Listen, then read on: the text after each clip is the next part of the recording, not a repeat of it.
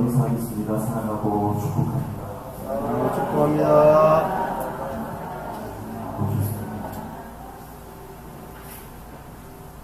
오늘도 원근 갇혀에서 주님의 말씀을 사모하고 하나님 앞에 예배하기 위해서 한 자리에 모여서 하나님 앞에 예배하는 모든 성도들을 환영하고 하나님의 은혜가 예비하신 놀라운 축복이 우리 가운데 임하실 줄로 믿습니다. 마가복음 편의 두 번째 시간입니다. 오늘 21절부터 28절까지 함께 읽었는데 21절부터 우리 마지막 절까지 중요한 내용들을 살펴보면서 하나님의 말씀 함께 나누기를 원합니다. 먼저 21절과 22절을 보시면 이렇게 이야기합니다. 그들이 가버나움에 들어간다. 예수께서 곧 안식일에 회당에 들어간 것이시네. 무사람이 그의 교훈에 논하니 이는 그를 가르치시는 것이 권위 있는 자와 같고 서기관들과 같이 아니함이로라. 예수님께서 가버나움의 회당에서 설교를 하셨습니다.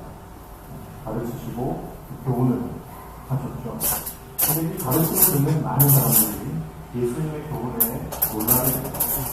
왜냐하면 예수님의 이 말씀에는 권위가 있었기 때문입니다.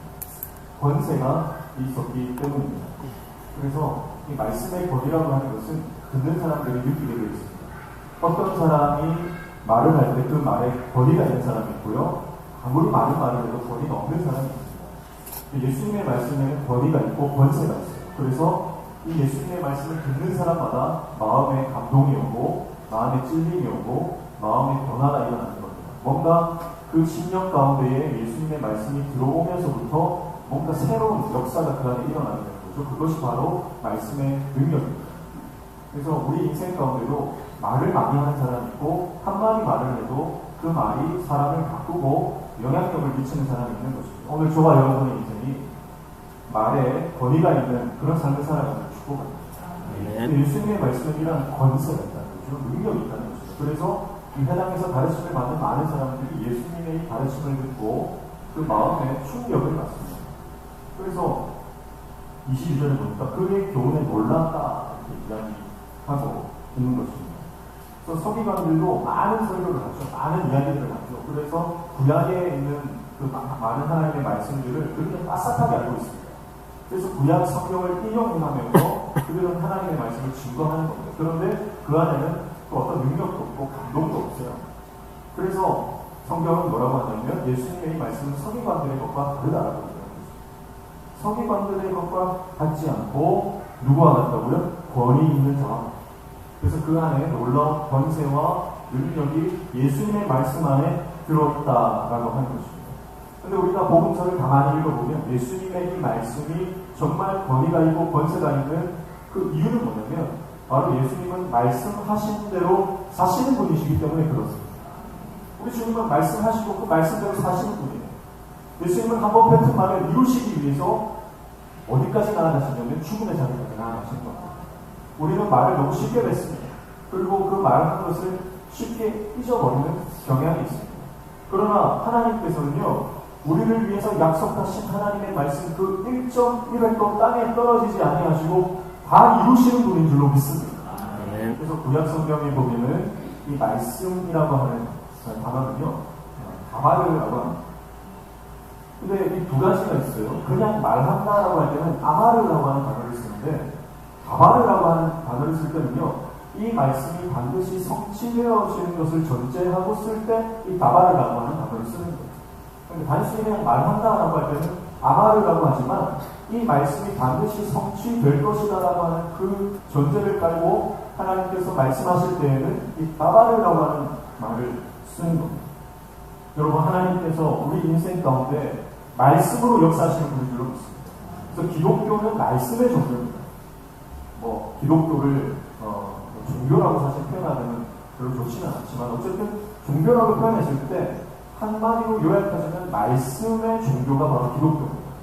그래서 말씀이 없으면 그건 기독교가 아닌 거예요. 왜냐하면 하나님의 그 말씀으로 모든 우주 만물을 창조하신 분이고 말씀으로 지금도 온 우주를 운행하시고 말씀으로 성도들의 하나님의 백성들의 삶을 이끌고 가시는 분이시기 때문에 그렇습니다. 그래서 하나님의 말씀은 반드시 우리 삶에 성취된다는 거예요. 하나님의 약속은 반드시 우리 삶 가운데 이루어진다고 하는 거예요. 그래서 말씀을 붙잡고 살아가는 인생은 반드시 하나님의 영광을 보게 될 줄로 믿습니다. 여러분 사모하십시오. 하나님의 말씀이 내 인생 가운데 이루어지는 것을 기대하시고, 하나님의 말씀이 내 삶 가운데 성취되는 것을 기대하시고, 하나님의 말씀이 우리 명신교회 가운데 반드시 역사하시고 열매를 맺게 하실 것을 기대함으로 나아가는 저와 여러분 되시기를 축복합니다. 그래서 말씀은 살아 움직이는 생동력입니다. 하나님의 놀라운 능력이 그 안에 있는 것입니다. 저희 가정이 1994년도에 하나님께서 말씀을 주셨어요. 그래서 가운을 주셨는데 신명기 6장 말씀입니다. 그래서 내 마음과 뜻을 다해서 내 하나님 너를 사랑한다. 이 말씀을 우리 가정 가운데 주셨어요. 그런데 그 말씀 뒤에 하나님께서 약속의 말씀으로 주신 말씀이 뭐냐면 신명기 6장 10절 이하의 말씀입니다. 내 하나님 여호와께서 내 조상 아브라함과 이삭과 야곱을 향하여 내게 주리라 맹세하신 땅에 너를 들어가게 하시고 내가 건축하지 아니한 크고 아름다운 성읍을 얻게 하시며 내가 세우지 아니한 아름다운 물건이 가득한 집을 얻게 하시며 내가 파지 아니한 우물을 차지하게 하시며 내가 심지 아니한 포도원과 감람나무를 차지하게 하사 내가 배불리 먹게 하실 것이다. 아멘. 하나님께서 저희 가정에 말씀을 주셨는데 1994년도에 이 말씀을 주셔서 이 말씀을 붙잡고 이 약속의 말씀을 붙들고 저희 어머니가 끊임없이 기도하신 거예요. 그래서 며칠 전에 어머니에게 문자가 왔는데 이 말씀을 다시 저에게 보내주시면서 아들 하나님께서 지금까지 돌아보면 이 말씀 다 이루어주셨다. 하나님은 살아계시고 신실하시고 지금도 역사하시는 분이기 때문에 주신 말씀 하나도 잊지 않으시고 지금까지 다 이루셨다. 그 신앙의 그 믿음의 고백을 하시더라고요. 하나님은 말씀으로 우리 인생 가운데 역사하시는 분인 줄로 믿습니다. 그래서 제가 처음 이 명식교회 구임하고 나서 처음 신방 요청이 들어왔어요. 우리 주정숙 집사님께서 신방 받기를 원하셔서 이사 신방을 처음 갔어요. 그래서 제가 명식교회 와서 첫 신방이 앞에서 하나님께 기도를 했어요. 하나님 이제 첫 신방입니다. 무슨 말씀을 들고 가야 합니까? 기도하는 가운데 하나님께서 예레미야 33장 3절 말씀을 주시더라고요.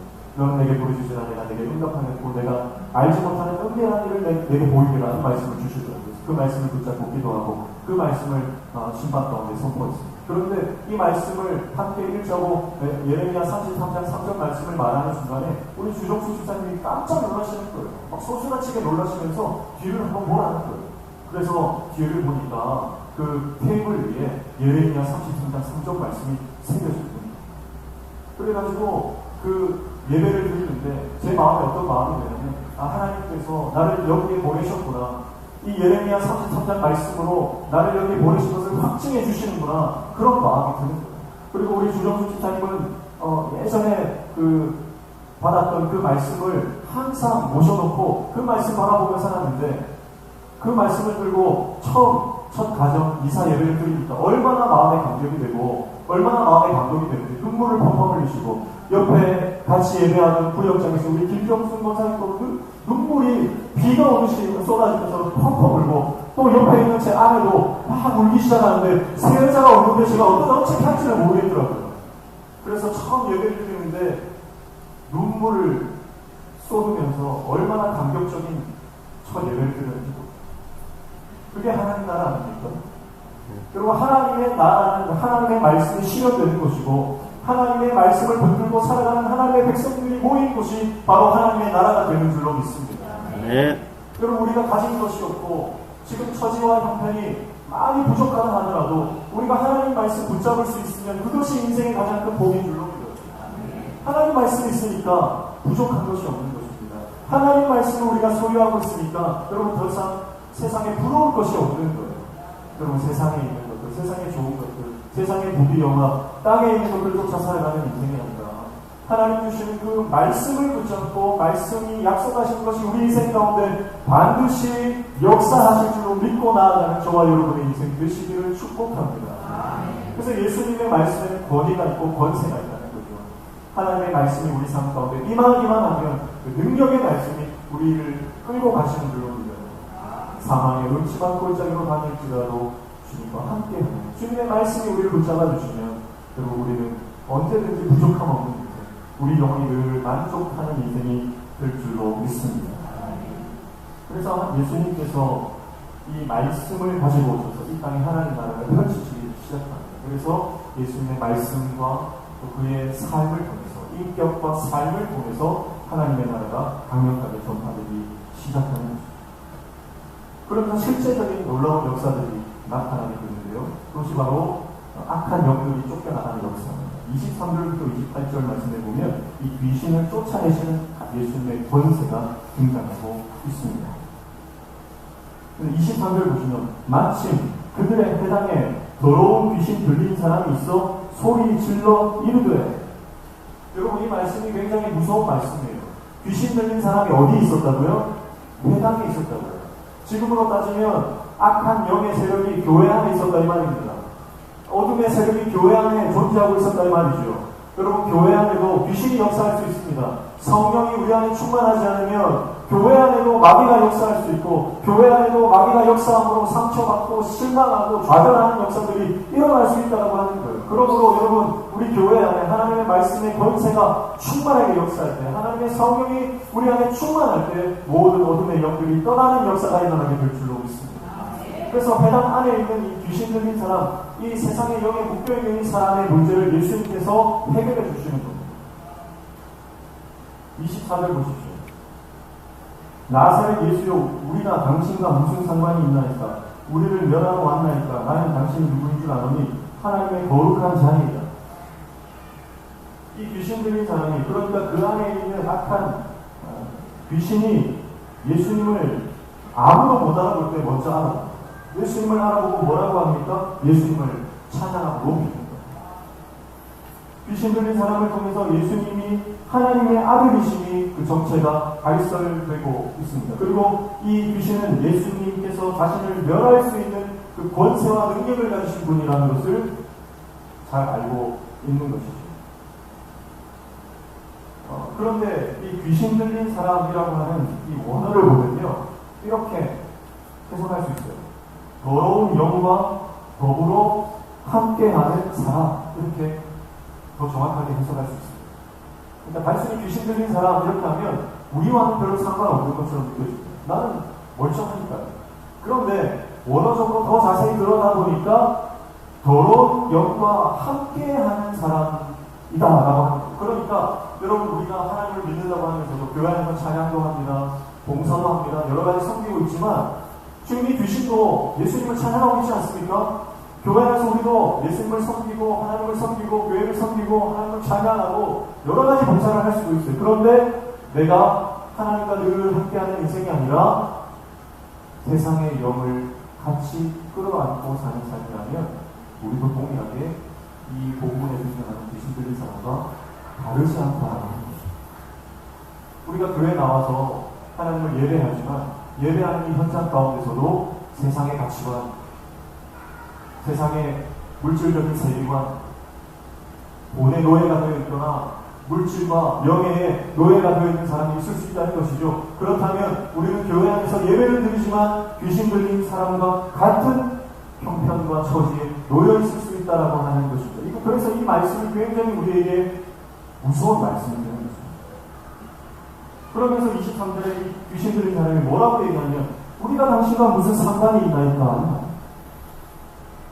상관이 없다. 상관하지 말라. 그러니까 여러분 우리가 세상의 영과 함께 한다면 교회에 나와 있어도 하나님과 상관없는 삶이 될 수 있다는 겁니다. 오늘 저와 여러분의 인생 가운데 우리 안에 있는 모든 들어앉은 세상의 가치관, 모든 세상의 그런 철학과 이론과 경험들은 다 우리 인생 가운데 다 녹아 없어지고 하나님의 말씀으로 충만하여 하나님과 상관 있는 사람, 하나님과 관계하는 그런 하나님의 사람 되시기를 축복합니다. 그래서 내 영이 먼저 살아야 내 삶이 변화될 거예요. 내 영이 먼저 회복되어야 내 일상의 문제도 회복되는 것입니다. 아무리 내가 삶이 바쁘고 처리할 문제가 많다고 그것에 매달리는 것이 아니라 먼저 내 영이 살고 내가 하나님과 연결되어야만 여러분 우리 인생 가운데 다른 문제가 해결되어지는 역사가 일어나게 될 줄로 믿습니다. 여러분 혹시 비행기를 타보셨습니까? 비행기를 타면요 앞에 긴급 상황에 대한 안내 문구가 쓰여져 있습니다. 거기 뭐라고 쓰여져 있냐면 위급 상황 시 산소 호흡기가 내려오면 어른이 먼저 착용하십시오. 이렇게 안내문구가 쓰여져 있어요. 여러분, 우리가 생각할 때는 비행기가 갑자기 추락을 한다든지 고도가 급 강화될 때에 산소가 부족해지죠. 그러면 정신을 잃어버릴 수 있습니다. 그러니까 산소 마스크가 위에서부터 떨어지게 됩니다. 그러면 우리 생각에는 그 산소 마스크를 연약한 어린아이, 내 자녀에게 먼저 씌워줘야 할 것 같다는 생각이 들어요. 그런데 자녀에게 먼저 씌워주려고 하면 어떤 일이 일어납니까? 자녀도 죽고 자식도 죽는 그런 일들이 일어날 수 있다는 거예요. 그래서 어른이 먼저 산소 마스크를 쓰고 정신을 차려야 자녀도 살리고 옆에 있는 상황도 파악할 수 있다라고 하는 겁니다. 어떤 일이든 우선순위가 있다는 거예요. 여러분, 우리 인생의 우선순위는 영적인 것이 우선순위가 되어야 될 줄로 믿습니다.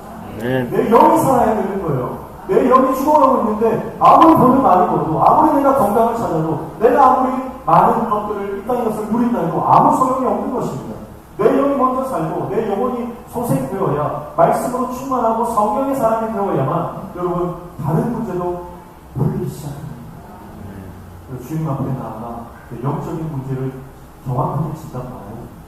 말씀 앞에 나아가 지금 내 영적인 현주소가 어떤지 정확하게 진단을 받아야 합니다. 그리고 난 이후에 하나님께서 나와 연결되시고 하나님과 상관 있는 삶이 회복되기만 하면 그 다음의 문제들은 해결되어지는 놀라운 역사가 일어나게 될 줄로 믿습니다.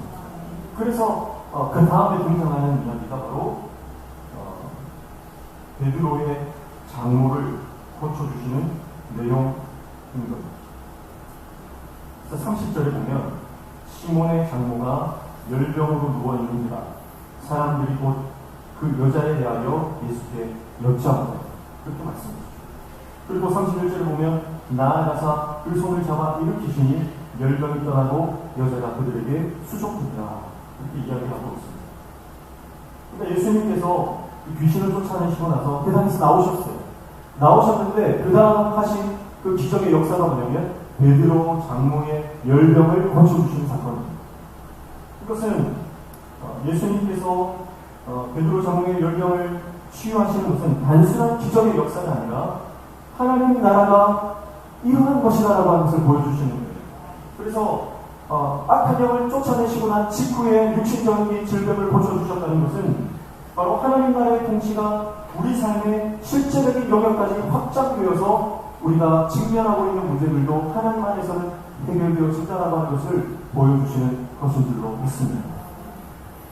예수님께서는 본격적인 사역을 시작하기 전에 광야에서 40일 금식을 하셨습니다. 예수님께서 광야에서 40일 금식 기도를 하고 하나님 앞에 철저히 자기의 사역을 기도로 준비하셨죠. 그때에 천사들이 나와 예수님께 수종을 들었습니다. 그런데 광야에서 시작된 이 하나님의 나라가요, 이제는 예수님께서 실제적인 하나님 나라의 백성들의 삶으로 들어오셔서 그들의 문제를 해결해 주신 거죠. 그래서 베드로의 장모의 열병을 고쳐주시고 난 이후에 베드로의 장모와 그 집안에 있는 사람들이 예수님을 수종 들고 있습니다. 그래서 31절에 보니까 하반절에 열병이 떠나고 여자가 그들에게 수종합니다. 그래서 광야에서 시작한 하나님의 나라를 이제 하나님 나라의 백성들 안에 실제적인 문제들 안에 들어와서 하나님의 나라가 확장되어지는 것을 볼 수가 있는 것입니다. 여러분, 예수님께서 가시는 곳마다 막한 원수 마귀가 떠나가는 역사가 일어납니다. 또 광야 같은 우리의 현실 가운데 하나님의 천국 에덴이 펼쳐지는 역사가 일어나게 될 줄로 믿습니다. 우리 안에 모든 혼돈과 모든 고통과 모든 아픔은 이제 예수님의 말씀으로 인해서 샬롬과 질서로 변화되어지는 역사가 일어나게 될 줄로 믿습니다. 그래서 이 주님의 말씀을 붙들고 나아갈 때에 우리 안에 있는 모든 마음의 아픔들, 마음의 상처들, 치유받아야 하는 모든 고통들, 그리고 풀려야 되는 모든 어려운 관계의 문제들, 그리고 재정적인 문제들, 이것은 모든 하나님 안에서 하나님께서 열쇠를 주고 계십니다. 주님 앞에 나아가 해결함 받는 저와 여러분 되시기를 축복합니다. 이 열병을 저는 오늘날 우리가 전 세계적으로 앓고 있는 코로나와 같은 것이다. 그렇게 생각을 하게 됩니다. 코로나라고 하는 것은 사실 이 코로나 바이러스가 왕관처럼 생겼다 그래요. 그래서 코로나가 왕관이라는 뜻이에요. 그래서 이 코로나에 걸리면 열이 나지 않습니까? 열이 나고 또 몸이 아프고 육신에 많은 고통, 사망에까지 이르게 하는 그런 것으로 우리가 인식하고 있는데, 이 베드로 장모의 열병이 코로나와 같지 않나. 결국은 우리 인생의 모든 앓고 있는 바이러스와 같은 이 모든 문제들, 그것을 대변하는 것이 이 베드로 장모의 열병이지 않나, 그렇게 생각하게 되었습니다. 그래서 그리스도인들은 코로나로 고통받는 이 땅의 치유를 위해서 기도해야 할 것입니다. 그리고 궁극적인 이 땅의 치유는 바로 하나님의 말씀으로부터 시작된다는 것을 알고 늘 주님의 앞에 나아가서 간절히 기도함으로 이 땅의 치유를 위해서 무릎 꿇어야 하는 줄로 믿습니다. 맨 처음 교회에서 집단 감염이 일어난 교회가 부산의 온천교회입니다. 온천교회가 처음 코로나 집단 감염으로 큰 어려움을 당했었죠. 그래서 온 교우들이 예배를 드리지 못하고 다 격리를 당했다고. 그러면서 이 격리당하는 기간이 굉장히 힘들고 고통스러운 시간이었다고 합니다. 그런데 이 온천교회가 많은 전국에서 수많은 비난을 받았어요. 많은 사람들이 교회를 욕할 때 온천교회가 진중 포화의 대상이 되었다고 합니다. 그런데 이 온천교회가 이 위기를 어떻게 극복했냐면, 목사님 중심으로 온 교회가 우리가 이 위기를 어떻게 극복할 때 하나님 앞에 엎드려 기도하는데 하나님께서 어떤 지혜를 주셨냐면, 오히려 우리가 섬기를 살거나, 오히려 이 땅의 치유를 위해서 섬기를 살거나, 그렇게 하고 온 교우들이 함께 모여서 기도하면서 준비했던 것이 뭐냐면, 생필품 키트를 준비합니다. 그래서 500명분 이상의 생필품 키트를 준비해가지고 지역의 주민들에게 다 나눠줬다는 거예요. 그리고 온 교우들이 함께 모여서 이 헌혈을 했다는 거예요. 그래서 수많은 성도들이 함께 모여서 헌혈을 하고, 그리고 국내 최초로 혈장 치료를 위해서 혈장을 제공한 것이 바로 온천교회라 그 성도들이라고 합니다. 그리고 온 교우들이 이 수고하는 의료진들과 또 방역 요원들을 위해서 헌금을 모아서 기부를 했는데 5천만 원 이상의 이 헌금이 모여서 그것을 의료진들과 방역 요원들에게 전달하는 그런 일들도 터졌습니다. 처음에는 이 온천교회가 코로나로 인해서 굉장히 힘들고 어려운 시기를 보냈지만 하나님께서 그 위기들을 역전시키시더라는 거예요. 하나님 앞에 엎드려 기도하고 오히려 이웃들을 섬기며 나아갔더니 많은 주위의 이웃들이 이제는 온천교회를 너무나 좋은 교회, 너무 훌륭한 교회, 그렇게 고백하더라라고 하는 것입니다. 저희 영신교회도 어제 지역 주민들을 섬기는 소망 봉사기 행사를 진행했습니다. 그래서 우리 교회도 이러한 행사들을 진행하는 것이 우리가 넉넉해서 하는 것이 아니잖아요. 우리가 물품이 남아 돌아서 하는 것이 아닙니다. 그러나 우리가 당연히 섬겨야 하는 줄 알고 사명으로 알고 이 땅을 섬겨나가는 것 너무나 잘하는 것이다. 하나님께서 기뻐하실 것이 물론 있습니다. 그렇게 섬겨나갈 때에 이 땅을 치유하는 것, 결국은 하나님의 교회를 통해서 이 땅의 눈물이 회복되고 이 땅의 고통들이 치유되고 하나님의 나라가 확장되어지는 역사가 일어나게 될 줄로 믿습니다. 결국은 우리 삶 가운데도 마찬가지입니다. 개인의 삶 가운데도 우리가 내 문제에만 집착해서 내 문제에 매몰되어 살아가는 인생이 아니라 눈을 들어 하나님을 바라볼 때 하나님께서 내 옆에 있는 사람들을 보게 하시고 지금 고통당하고 아파하고 굶주려 있는 사람들을 생각나게 하시고 보게 하시는 역사가 일어나게 될 줄로 믿습니다. 그래서 사명 감당, 그래서 나의 사명 감당을 통해서 하나님의 놀라운 사랑이 온 땅 가운데 퍼져나가는 이 하나님 나라의 확장의 역사가 저와 여러분을 통해서 일어나기를 축복합니다. 하나님의 말씀은 본동 가운데 샬롬과 질서를 가져오시는 말씀입니다. 하나님의 역사는 이 땅의 모든 고통과 아픔을 모든 그 속박과 억압으로부터 벗어나 자유케 되어지는 놀라운 역사를 허락해 주신 줄로 믿습니다. 이 하나님의 나라의 통치와 예수님이 가지고 오신 이 하나님의 나라의 놀라운 능력이 오늘 저와 여러분의 개인의 삶과 이 교회와 이 땅 가운데 여러분의 가정 가운데 하나님의 나라가 펼쳐지는 놀라운 역사가 일어나는 것 축복합니다. 말씀을 정리하겠습니다. 오늘 말씀을 통해서 우리는 세 가지를 살펴봤습니다. 첫 번째는 말씀의 권위. 하나님의 말씀은 권위가 있고 권세가 있습니다. 능력이 있습니다. 그리고 이 권세 있는 말씀이 우리 삶 가운데 오셔서 우리를 구원하셨습니다.